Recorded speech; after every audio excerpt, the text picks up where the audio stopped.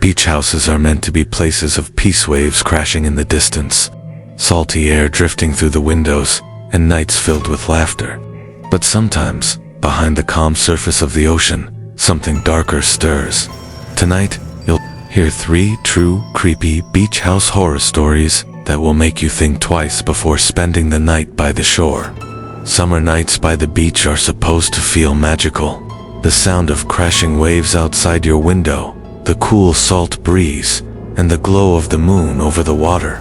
But one woman's relaxing weekend turned into something terrifying, an experience she still can't explain. Her name was Rachel, a 25-year-old who decided to spend a long weekend at her family's beach house on the Carolina coast. The house wasn't luxurious, but it had a wide wooden deck that looked straight out at the ocean. It was the kind of place people dreamed of renting for summer vacations. For Rachel, it was a second home. She arrived on a Friday evening, just as the sun was setting. After unloading her bags, she made herself dinner, poured a glass of wine, and sat outside on the deck to enjoy the sound of the waves. The neighborhood was quiet, only a few other houses nearby, most of them dark since it wasn't peak tourist season. Around midnight, Rachel decided to head to bed. She locked the sliding glass door that led to the deck, shut off the lights, and curled up in the upstairs bedroom with the windows cracked open to let in the ocean breeze. The night was calm, peaceful. At around 2:30 a.m., she woke up suddenly, not because of a noise inside the house, but because she thought she heard footsteps. On the deck, she froze in bed, holding her breath. The beach house sat on stilts, and the deck wrapped around the front. You couldn't just accidentally end up there. You had to walk up a set of stairs from the sand below. At first, she told herself it was probably just the wind rattling something, but then she heard it again. Slow, deliberate creaks of footsteps moving across the wooden boards. Rachel sat up, straining to listen. Then, clear as day, she heard the sound of the deck chair sliding slightly against the wood as if someone had just sat down. Her heart raced. She quietly moved from the bed to the upstairs window and peeked outside. The moon lit the deck faintly, but she couldn't see anyone. The chair, though the chair she knew she had left pushed in against the railing, was now slightly angled away, as if it had been moved. Rachel backed away from the window and grabbed her phone. She considered calling the police, but what would she'll even say? I think someone's sitting on my deck. She didn't even see anyone clearly. Then came a sound that made her blood run cold. The metallic rattle of the sliding glass. Door handle downstairs. Someone was trying to open it. Rachel dialed 911 with shaking hands. She whispered to the operator that she thought someone was outside her beach house, trying to get in.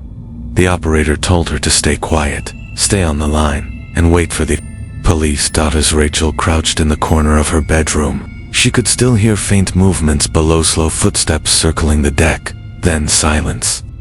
The operator assured her that a patrol car was only minutes away. Finally, after what felt like hours but was only 10 minutes, Rachel saw the flash of red and blue lights reflecting off the sand outside.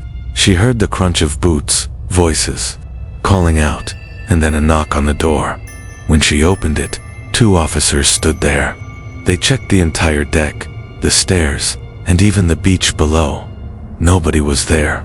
But what unsettled her most was what they did find in the sand. Leading directly up to the deck stairs were clear footprints, bare feet, a man's, by the size of them. The officers followed the prints as far as they could, but they eventually disappeared into the wet shoreline where the tide had come in. Whoever it was had vanished into the night.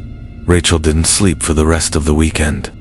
In fact, she cut the trip short and left the next morning. To this day, she swears she locked the deck chair in place before going to bed. Someone had been out there, watching, waiting, and what still terrifies her most isn't the fact that the intruder left without breaking in. It's the idea that maybe, just maybe, he hadn't planned on leaving at all. It was the middle of July, when a college student named Daniel agreed to house sit for his aunt and uncle.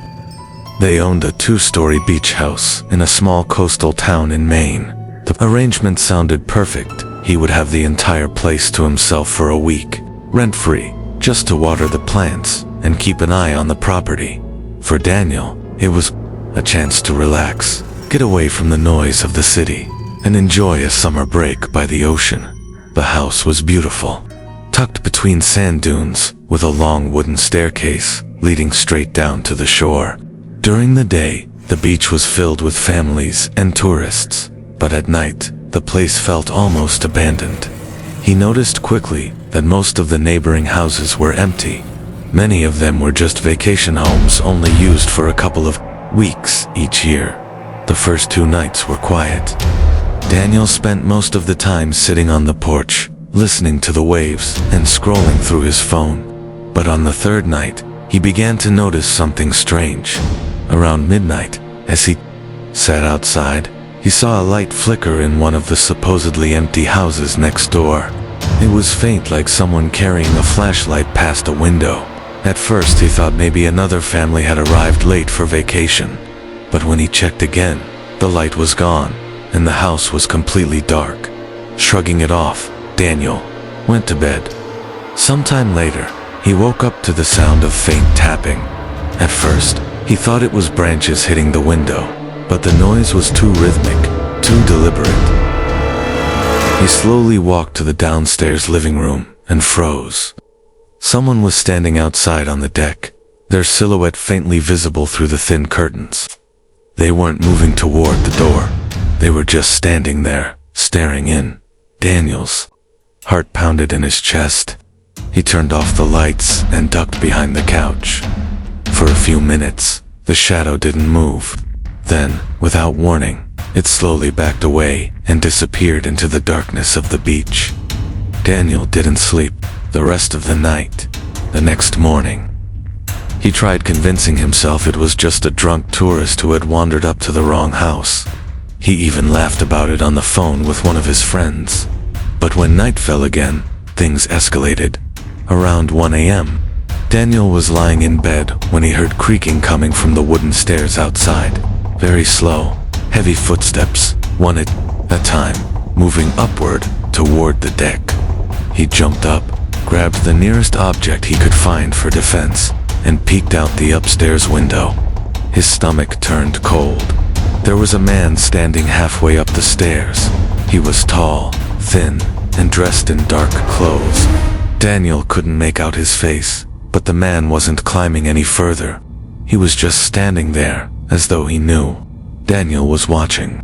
They stayed frozen like that for what felt like minutes, until the man suddenly turned and went back down. Daniel locked every door and window, barely daring to breathe.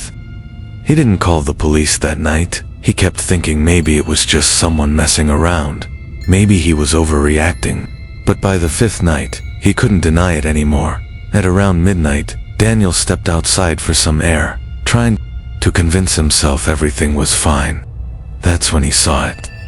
In the sand below the deck, written in large letters, were the words, "I see you." The message looked like it had been drawn with a stick or someone's hand. Fresh enough that the tide hadn't washed it away yet. Daniel panicked. He ran back inside, locked everything, and finally called the police. When the officers arrived, they searched the area but found no one. They told him it was probably local kids playing a prank, but Daniel didn't believe it.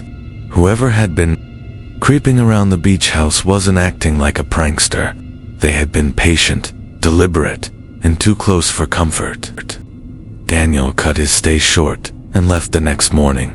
He told his aunt and uncle what had happened, but they didn't find anything when they checked the house later. The neighbors denied seeing anyone suspicious, but Daniel swears he'll never house it there again. What haunts him most is that the person never tried to break in, never attacked, never spoke a word. They just watched, waiting in the shadows, reminding him with every step on the deck that he was never truly alone. A married couple, Claire and James, decided to rent a beach house for their 10th anniversary. They wanted a quiet getaway, something private, away from crowded hotels and noisy resorts. The listing online showed a cozy 2-bedroom house sitting right on the sand, with big windows overlooking the water and a wraparound deck. It looked perfect. When they arrived, everything seemed peaceful. The house was older than the pictures made it look, but charming enough. The sound of the ocean filled every room, and at night, the moonlight spilled across the waves in a way that felt almost unreal. For the first 2 nights, it was exactly what they had hoped for. Walks along the beach, cooking together, and sitting on the porch until late. But on the 3rd night, things took a strange turn. James woke around 3 a.m. to what sounded like whispering. At first, he thought it was Claire talking in her sleep, but when he sat up, he realized the sound was coming from outside. Low, hushed voices, almost like 2 people having a secret conversation right under their window. He got up quietly and peeked through the blinds. What he saw made his skin crawl. 2 figures were standing on the sand, facing the house. They weren't walking, they weren't even moving, just standing there, staring. He could barely make out their faces in the dark, but he knew for sure they weren't tourists out for a late-night stroll. James froze, debating whether to wake Claire. By the time he turned back to the window, the figures were gone. The next morning, he didn't say anything. He didn't want to ruin the trip, and he tried convincing himself it was just his imagination. But that evening, Claire noticed something odd. On the deck railing outside their bedroom, someone had scratched a mark into the wood. It wasn't there before. It looked like a small symbol too, intersecting lines with a circle around them. James brushed it off as old damage, but Claire insisted. It was fresh. She wanted to leave, but James convinced her to stay at least one more night. That was a mistake. Around midnight, they both woke to the sound of footsteps slow, deliberate, moving across the deck outside their room. This time, Claire was the first to look. She pulled the curtain back just enough to see, and immediately gasped, covering her mouth. There was someone standing right outside the glass door. A man, his face pressed almost against the glass, staring in. James leaped up, shouting, and the man bolted. They heard his footsteps pounding down the stairs and into the sand. Heart racing, James called the police. When the officers arrived, they searched the beach, but found no one. All they found were footprints in the sand, circling the house, dozens of them, as if someone had been walking around and around all night. The police suggested it could have been a local drifter or a trespasser, told them to keep the doors locked, and promised to patrol the area. But Claire and James didn't stay to find out. They packed up that night and drove to a hotel miles inland.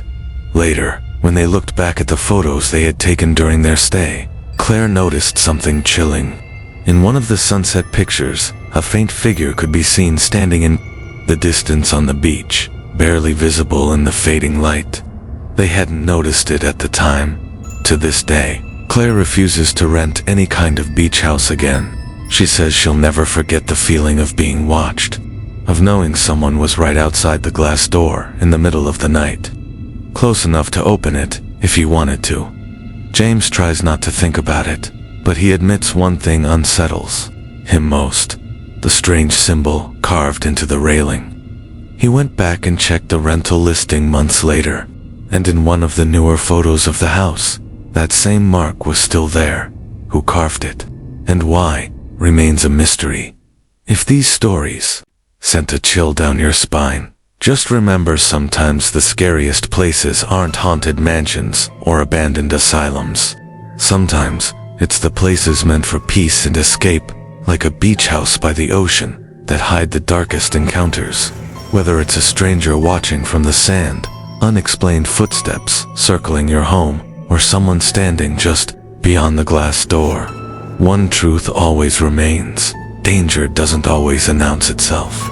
If you enjoyed these true beach house horror stories and want to hear more terrifying experiences, make sure to hit that like button. It helps a lot more than you might think. And if you're new here, subscribe and turn on the notification bell so you never miss a new upload. I also want to hear from you. Have you ever had a creepy experience while staying somewhere away from home? Maybe on vacation or at a rental house? Let me know your story in the comments below. Thanks for watching. And remember, the next time you're staying in a quiet place by the shore, pay attention to the sounds outside your window, because you never really know who might be watching.